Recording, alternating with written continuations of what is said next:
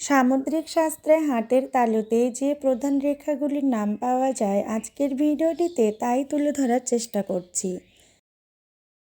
বৃহস্পতির ক্ষেত্র থেকে মণিবদ্ধ পর্যন্ত দীর্ঘ যে রেখা তাকেই বলা হয় আয়ুরেখা।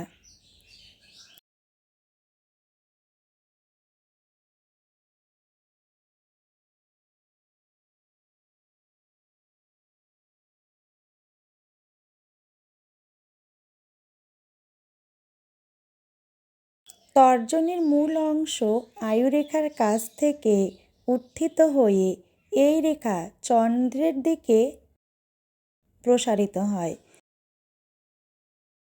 কতক সময় আবার মঙ্গলের দিকেও প্রসারিত হতে পারে।